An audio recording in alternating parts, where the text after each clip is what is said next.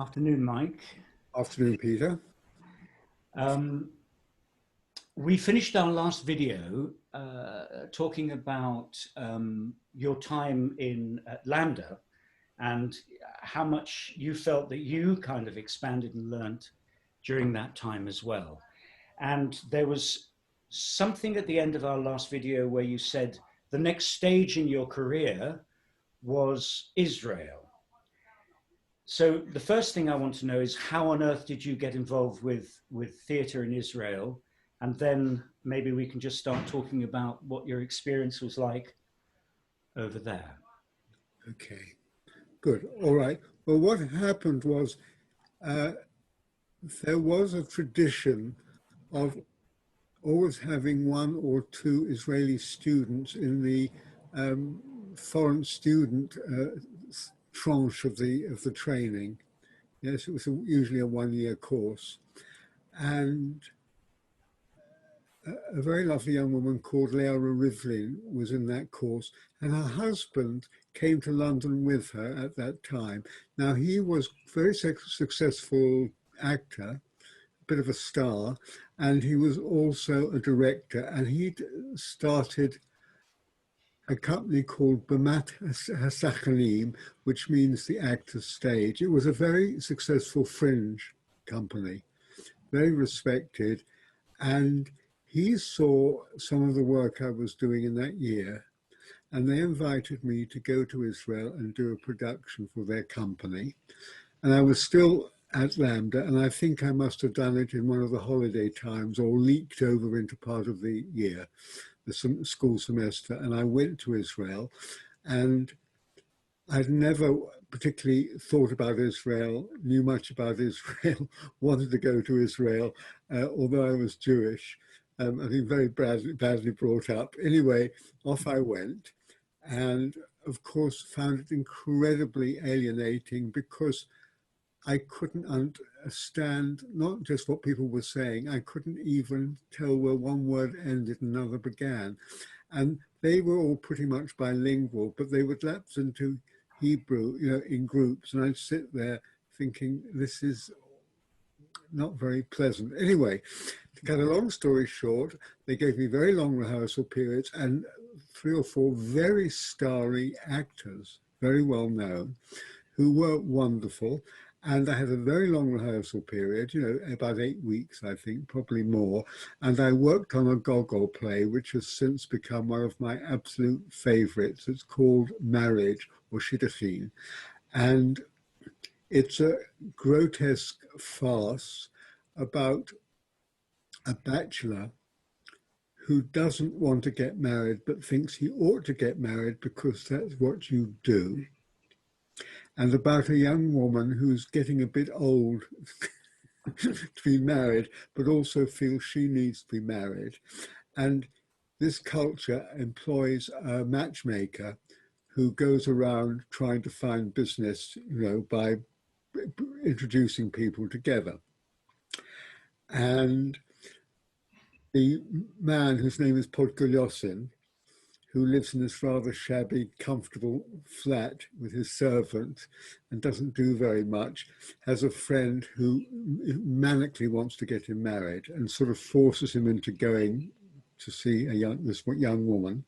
And he goes there, and there are 5 or 6 other suitors, and they're all grotesque sort of loners, freaks who nobody would want. And to cut a very long story short, he somehow gets sucked into agreeing to marry her, panics, climbs out of a window and jumps about 2 floors to escape and goes back home in the end. It is very funny. The characters have no complexity, no depth, but they have huge width of feeling and emotion, and every moment is dramatized for them, and they cannot see themselves. They have lots of soliloquies, monologues, which are almost like operatic arias, and I just fell in love with it because it was real. And what it is about is, I think it's from Gogol's very strong point of view, it's about the implicit terror that exists between the 2 sexes. They are frightened of each other. Mm-hmm. They're terrified of each other and at the same time terribly attracted. So I worked on this. It was a huge success. I had the most wonderful designer, and the costumes, I still have one of the few collections of photographs and designs I still have because they were so good. And it got wonderful, wonderful reviews. And I went back to Lambda and to London thinking, well, that's Israel, okay. Socially, I didn't enjoy it. There was a slightly, oddly, rather snobbish group of people that were sort of involved in theatre, and I didn't feel very comfortable with them for some strange reason. Anyway, excuse me, cut a long story short, another year or so goes by, and I decide it's time for me to leave Lambda because I've been there for 5 years, and I think if I don't, I will never go. And I suddenly had this awful period of not having any work, you know, and I just picked up a bag and wandered around Europe, not knowing where I was going for 3 or 4 months, and came back and got a message from this man, Oded Kotler, who had been running this theatre called Shabbat, Shabbat HaZachanim, okay, Bimat HaZachanim, I'm sorry, Bimat HaZachanim, and he had now become the artistic director of a very big theatre in Haifa, enormous big, state theatre and civic theatre, and he'd opened there, not been very successful, and he asked me to go out there and do a production, and they wanted me to do Edward Bond's Narrow Road to the Deep North. Well, I wasn't a great fan of Bond, but I thought, well, it'll be interesting to do. I've never done anything like that, and I'm going to Israel again. Okay, I'll try again. And it's work now, thank God, because nobody in England's giving me work. So off I went to Israel. But before I got there, they said, oh, the board thinks it won't sell, this Edward Bond play, and they would like to do something more popular or more classical. They would like to do the Machiavelli's Mandragola, which I can't remember now whether I suggested or they suggested to me, but by wonderful circumstances and coincidences, I'd done a production of it for Lambda. We'd made a musical out of it. And I'd had that very traumatic experience doing it. Anyway, so I said, oh, I'd love to do it because it's fun, I know it, and so forth. And they said, let's see your script as well. Maybe we can amalgamate the two. So, cut a long story short, I went to Haifa. I had about 10 weeks or 12 weeks. I had a wonderful guy who did acrobatics and things alongside me. And I did a really, one of my best productions. And it was sort of revolutionary. It was revolutionary and revelatory there, because it was an empty stage. Well, actually, it was an empty stage with all the scenery from old shows, stocked up behind. It was a very big theatre with a lot of old stuff, and they kept all this old junk. And I said, just leave it. And we just dragged things out to create images. Like if I wanted the entrance to a church, we just got an A-leather and stuck it up and things like that. And we just shoved bits of costume over their own clothes. And it was very improvised. Nothing was fixed according to my principles. And there was a lot of physical work, and some of the actors were wonderful physically, and they were brilliant as improvisers. And so it took off like a rocket. It was amazingly funny and fast and very physical. And it was then something totally exceptional in the Israeli theatre, because it was very literarily bound with rather heavy, sort of elderly Russian Jewish actors wading around the stages like elephants and hippopotami, declaiming rather grandly. And suddenly there were all these actors leaping all over the stage, leaping all over each other. Anyway, it was a huge success. And I got wonderful reviews and flooded with offers of work, wow, including running the main drama school. And I thought, well, I went back to England and I thought, there's nothing for me here. Nobody in England has any desire to use me.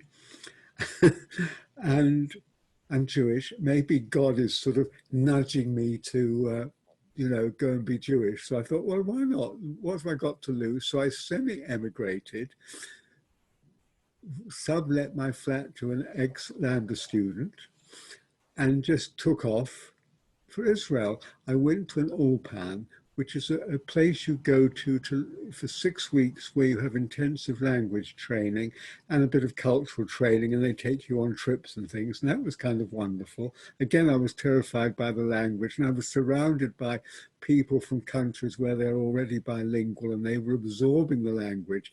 And my only language, French, had sort of dried up. And of course, the structure is nothing like Romance languages or Germanic language, totally different way of thinking. And most people have the ability of their ear to understand. I have to see things. And as it's written in another alphabet, I was sort of blind and deaf. And it was very frustrating because I thought I'm stupid. I was incredibly frustrated, but I struggled on. I had some wonderful trips. We went down into the Sinai and to St. Helena, to this wonderful Greek monastery, and all that was kind of wonderful. And I learnt the language, and I was in Jerusalem, which at that time was a wonderful place to be, very exotic. Tel Aviv was kind of tawdry and vulgar, and Jerusalem was sort of refined. And it was worlds within worlds because every other street became another nation, another ethnicity. It was quite extraordinary.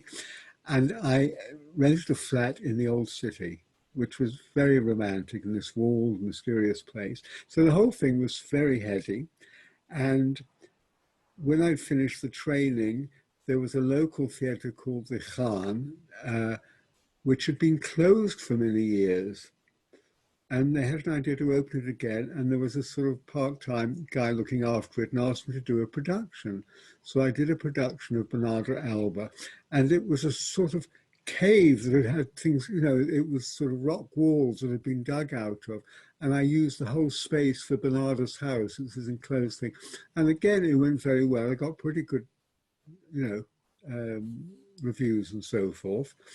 And then I went to Tel Aviv, where all the theatre was, and I was given a sort of acting professorship or semi-professor, I can't remember exactly what it was, at Tel Aviv University, and taught a lot there. And I did productions in Haifa and Tel Aviv, one-offs, and for about a year or 2 years, and that was kind of fun. I did my first storytelling venture there, my first editions of the Arabian Nights, which I was to do later on, we'll talk about when we come to shared experience. And by that time, I'd licked the language, I'd sort of struggled, and I was often asked to do radio interviews, and because everybody was pretty much bilingual, they let me get away with doing it in English. And one day, the person who was running the program says, Michael, today you are going to speak your interview in Hebrew. And I said, I can't. But I did, sweating. And then the same thing happened to me with a TV thing. They insisted I talk in Hebrew, and somehow I got through it. And that was a sort of barrier I seemed to break through. And then I took some extra classes, and I ended up rehearsing quite fluently in Hebrew. Tell me, Mike, when you first started working there, you were presumably directing in English, or did you have to have a translator? Or I had a translator, and I'd work in English with the actors who pretty much, you know, and I had an assistant who would speak English, so I got by. But I was getting more and more fluent, and I suddenly found I could actually do it, and that was exciting, because then I had access to the language, which is a whole other story. It's so interesting because I guess Israel, because it's small, you can see whole nations in sort of in little somehow. You see everything. You see all the influences of language, which you would have to go away and study here. It's all much more precise there. You have biblical language, you have Talmudic language, and you have all these waves of languages as immigrants have come to Israel, and they all transform and enrich the language. And when I was doing that Mandragora thing a couple of years earlier, people were saying, oh, it doesn't sound literary, because there was a stage language and street language, and there the twain shall meet. Mm. At that point, so things were loosening up. So anyway, it was all very exciting, and then I got offered the artistic directorship of this Khan Theatre. So back to Jerusalem, I had my own theatre. It was a small space, about 150, 200, and fairly flexible. And I was in Jerusalem, and it was all rather grand, smart. And I got a company together who would stay together on the whole. And I started doing a whole lot of work with them. And it was the first time I really thought about doing theatre which was, I guess, political, in the sense that I suddenly thought, here I am in Israel.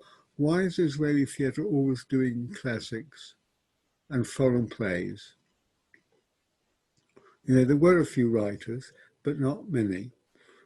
And if I'm going to be in Israel, I should deal with Israeli subjects and so forth. So that was my mission to myself. It was also the 70s, when all those sort of fringe movements were ahead, that was slightly political. I was political with a small p, shall we say, but nevertheless.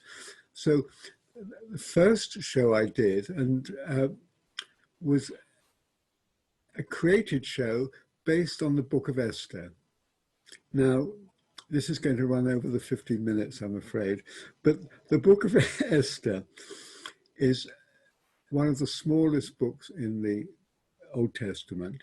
It is also the one that is the most difficult for the very Orthodox Jews to accept, because in it, God is never mentioned.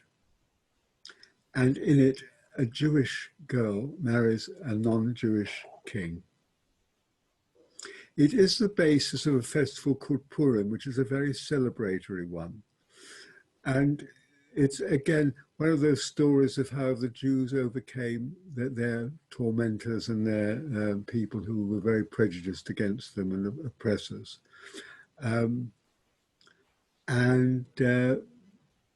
What I discovered, I had a guy, a sort of, I guess he was a professor from Crucible University, who did some research, and he found there are more different versions of this biblical story through history than any other book, because it always tried to explain away why the Book of Esther is in the canon. And I suddenly thought, why don't we just do this story 5 times, 5 different texts in 5 different styles? Mm. Now, it's used in Purim, this festival, which is a very playful one, and the kids dress up as kings and queens with very tatty paper crowns, and stuff, and act out these stories. So we started with a version that was like that, a child's thing. Once upon a time there was Queen Esther, and she lived. And then we just moved through all these different modes, going through very political stuff, a sort of ecstatic one where Esther says, you can only survive through bloodletting, which was meant to be an appalling comment in which the audience sort of thought, yes, totally missed all the ironies in it. And then there was a sort of everyman one at the end. So it went through these 5 different sort of cycles with the actors playing in very different styles, my company. And it got some good reviews and was quite controversial and quite exciting, and on we went. Then the next thing I did, I thought, well, I'm going to do Wojciech, but I'm going to set it in Israel, and Wojciech is going to be a Sephardic Jew, which is the sort of poorer community at that time. They were the ones that did the dirty work, and they were despised by the Ashkenazi Jews, the posh, European ones. They were mainly, obviously from Portugal and Spain, but also from North Africa and from Iraq and so forth. So we did a version of that, which wasn't very popular, but it was okay. And then I reached a period in my stay there, say it was 3.5, 4 years, when I thought, why am I living in Israel? Which I thought when I was back in Cincinnati, Ohio, America, I thought, am I going to live here? What is it exactly to be an Israeli? Do I want to be an Israeli? Why am I here? And I suddenly thought that might be a very interesting basis for a sort of documentary, to create a show. So we got a couple of journalists, and I used the actors, and we went out and interviewed all sorts of people, about what does it mean to be an Israeli? What do you think about Jerusalem? Because it was still divided. And you have to remember, this was after the 67 war, when the Israeli community was very euphoric. And they felt they were giving the Arab, the Palestinian community a wonderful opportunity. It was very patronizing, but of course they were totally in control, but they didn't see it. And so we investigated all of this, and we created a show from those questions. And it was split into two halves. The actors would do monologues in the name of whoever they'd interviewed. Mm-hmm. And they were into, and we took several themes about religion, immigration, living in Jerusalem, Palestine, something like that. I can't remember exactly.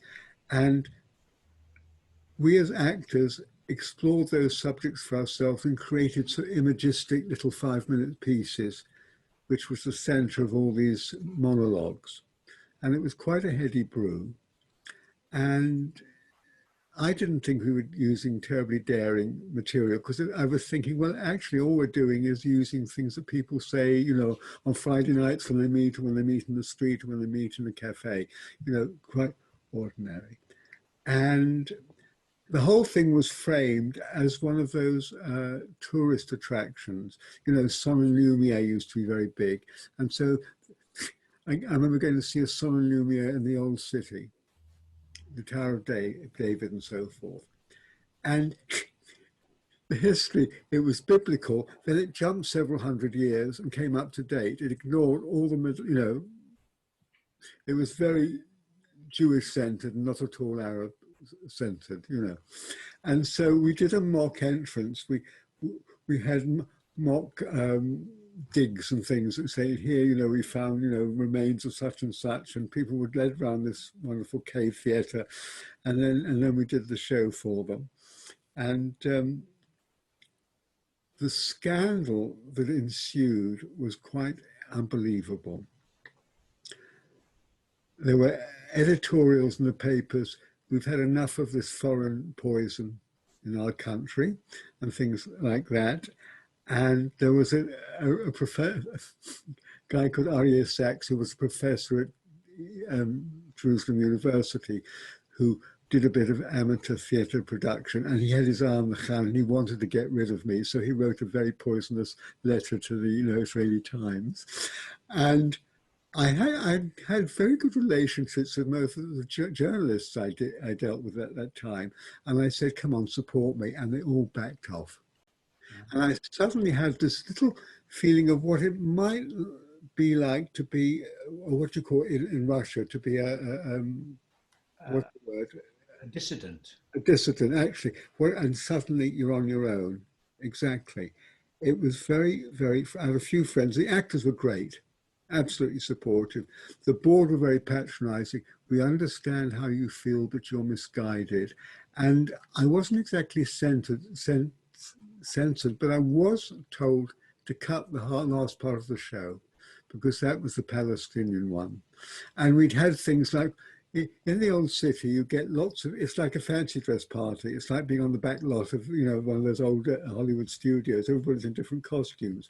You have Greek Orthodox, and you've got, Israelis and Jewish things, and also and Palestinian Arabs. So we took lots of photographs, and we'd say, we take a nice Sabra, a nice guy from a kibbutz who was blonde and blue-eyed, and said, look, he's blonde and blue-eyed. He's an Israeli. He's Jewish. He's blonde and blue-eyed. He's Christian. He's blonde, and this sort of thing, and in all these slides. And they said, you're trying to say that we're fascists. You're trying to say that we, so forth.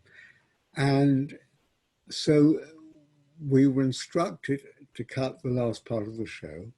And the actors were great because as they'd finish wherever they'd got to, they'd say to the audience, "We're not allowed to show you anymore." They were quite brave. Anyway, so that was that.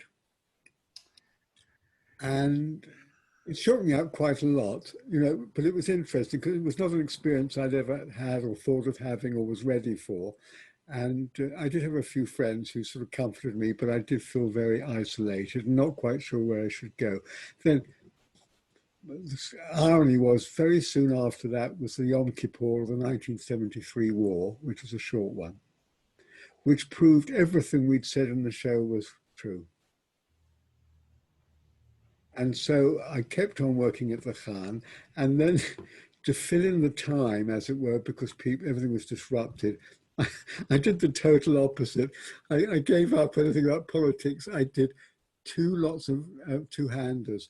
I did a one-act play by Shaw called The Music Cure, which is hysterically funny, and An Old Coward, Fugue Oak. And then I did a double bill of two Chekhov one-acts. And we talked, and of course, I have to say that this company, as all the theatres did then, all of them, even the very big ones, they all toured. So we'd go all over the country with our shows. So we took all these around, and they were all right. And then when things got back to normal again, years ago in Cincinnati, I'd done a production of Goldoni's A Servant of Two Masters. And at that time, I knew there was something, I had an image of something, but I had no idea how to get to it. And now I felt more reassured. I had a very long rehearsal period. And we worked with masks. And it was a very long rehearsal, 12 weeks, 14 weeks, which was wonderful. And it was totally improvised. I mean, there was a script and there was a story, but the improvisation was wonderful. I had a very clever guy doing the Arlecchino, the Truffaldino role, who was really funny, quick and physical. And the actors were physical and very, very good. And it may still be running. It ran for years and years and years, as things could do in Israel now. I think it ran for about 3 or 4 years. And that's what I did. And then I felt and then I got invited to Haifa, and I did a very good production of The Cherry Orchard. You see all my old favorites coming back. And now, totally by chance, this is leading on to the future.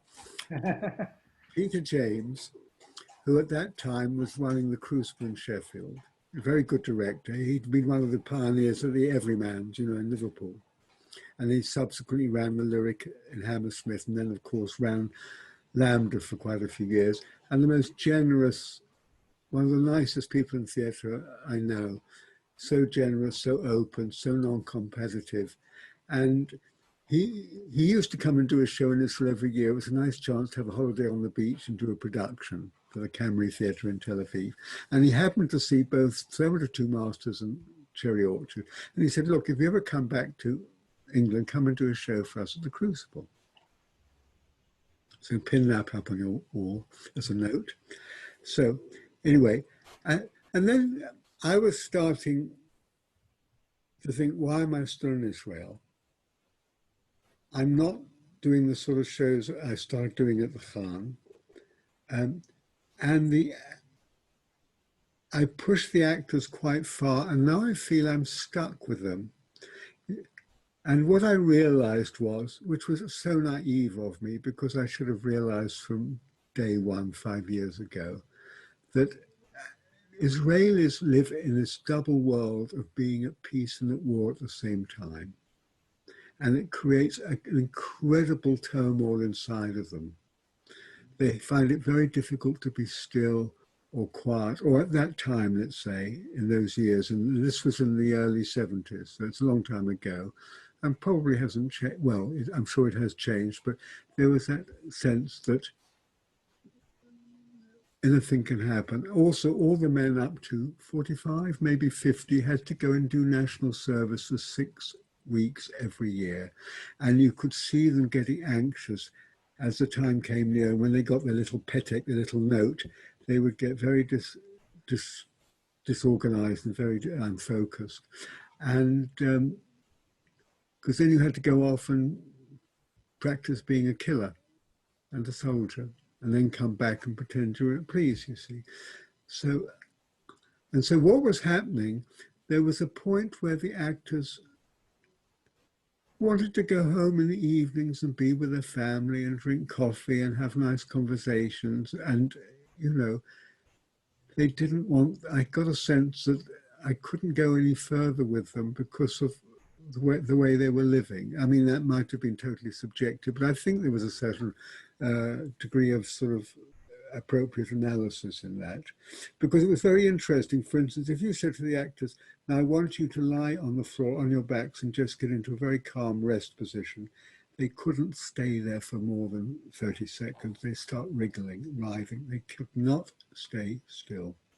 You know, it was very interesting, really almost impossible for them. They had no sense of calm. And I should have seen that when they came to rehearsal, they'd either been to the doctor or to their lawyer, or there was always something going on that was distracting them. And I used to get annoyed to start with because I'd talk and then their eyes would be wandering, and it wasn't me, it was because they couldn't concentrate. And that's why, luckily, when I got them up doing very physical things and improvising, they were wonderful. They got very focused. If you did anything that was very heavily textual, it was not so good. Anyway, I mean, this was, what, 45 years ago, a long time ago. Anyway, that was that story. And so I thought, I think I want to go back to England because there's so much happening there in theatre, and I feel very confident. Israel's been wonderful to me. It's given me a huge amount of kudos, confidence. I've got wonderful reviews. I've had a long rehearsal time in which to hone my skills. And now this is very important, Peter. At the same time that I was there, I was thinking, you know, what the hell is theatre? I was asking myself questions I should have asked myself when I started out. Why be a director? What is theatre? Because I would periodically come back to London for a couple of weeks to see my father and my stepmother, you know, and see theatre. And the theatre was awful. I thought boring. And then go back to Israel and the theatre was not very good. And I thought, here I am working in this, you know, profession, in this art, and I don't enjoy very much of what I see. So why am I doing it? What is it? What has theatre got to offer? And so I quite literally sat down and tried to make a list of what made theatre unique. And do you want to put that list up now, or do you want to We'll start? we'll go on with it later, but it happened there. And that was very formative in my decision to leave Israel, because I thought, I'll go back to England and I know exactly what sort of company I would like to start. And I felt full of energy. Oh, I wish I had all that energy now, you know, oh my God. And I just felt so ready to go. And I don't think I've ever been as clear about anything in my life as I was then. It was so clear to me what I had to do. And so it was wonderful. So with a lot of sort of confused feelings and regrets, I came back to England. Okay. Yep. Thank you for watching, and I hope you enjoyed that chat. And if you did, would you press the like button and also the subscribe button? That would be great. And if you wanted to be given alerts to when the next one is happening, just press the bell button. If you want to put any comments or any questions underneath here, underneath the video, please do. And at some point I will re-interview Mike, as it were, and put some of these questions to him. So I look forward to seeing you again soon. Thank you.